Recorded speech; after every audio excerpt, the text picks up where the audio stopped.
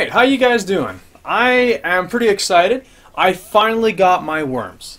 I wanted these worms months ago, but with the whole process of moving and knowing that I was going to move, there was a lot of developmental work that I realistically couldn't really take on back then.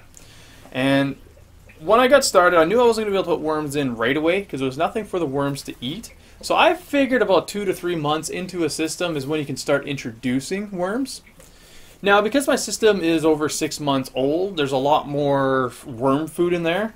So I ended up putting a lot more worms. Probably more worms than I was really hoping for. I bought my worms at worldofworms.com. That's actually local here in Kelowna. I was really surprised to find that. I actually went to his place on my bike, was able to check out his place. He's actually got a pretty cool backyard setup. He's got his own permaculture, urban farm deal going. He also has another farm somewhere else, and he also does a lot of work in Africa, I believe, or other countries of the world, setting up farms. So I would like to one day get to know him a little bit better, maybe do some video work, put something together, and see where it goes, right? But anyway, this is more about me and my worms and my system.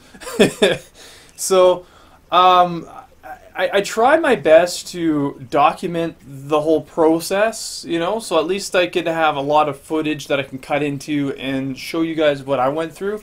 However, dealing with worms and dealing with camera equipment is just not a good combination. So, one thing I will admit, this took a little longer than I thought it was going to take, and Lutko showed me how he does it, and he just basically has a bench with a paintbrush, and he just slowly, brushed away the dirt, probably picked the worms, and that's kind of how we did it, I suppose. For me, I didn't have a paintbrush. I didn't really have the space to do that, so I ended up just putting it on a plate and just sort of slowly picking with my fingers and tossing it into a bucket. And as I was able to get worms and pick worms out, I put them into a little glass jar. And what I was hoping to be able to do is get the majority of them into a jar or whatever and introduce them all into the system all at once and try to get footage for that. However, these worms didn't want to stay all in one place. Some of them did, but a lot of them just wanted to leave. So every few odd minutes or so, I had to stop what I was doing and take the worms and just put them into my aquaponics system. So I try to get some footage of that, but it is very, very minimal. There's a lot of worms in here, though. I will admit, it's like I said, it's probably more worms than I needed for the system, but I felt kind of obligated to use them because if I didn't, then I'd have to find some other use to put these worms.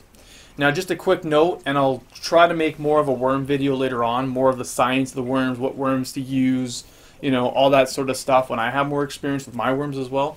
But one thing I do know is that the red wiggler worms are kind of an invasive species.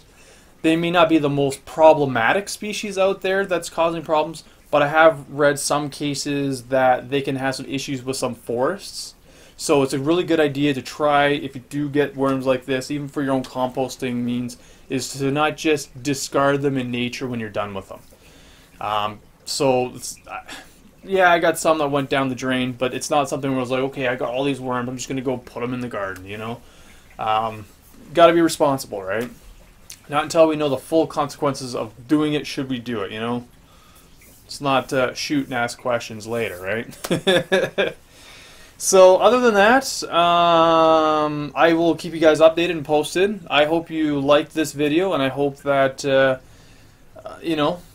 there's going to be more to come. This is just the beginning of beginnings, and there's going to be a lot of content they're going to want to reach, not just on aquaponics, but also on a lot of other subjects of finance to social issues, political issues, a bunch of different variable reasons. But I'm going to actually make another video on that that'll try to sum that up as an introduction for you. So look forward to that. You should see that hopefully sooner rather than later, but I'm pretty new to this, so that I couldn't even give you a ballpark for when that's going to come out. This month, maybe? We'll see. We'll see. All right, thanks. Like and subscribe.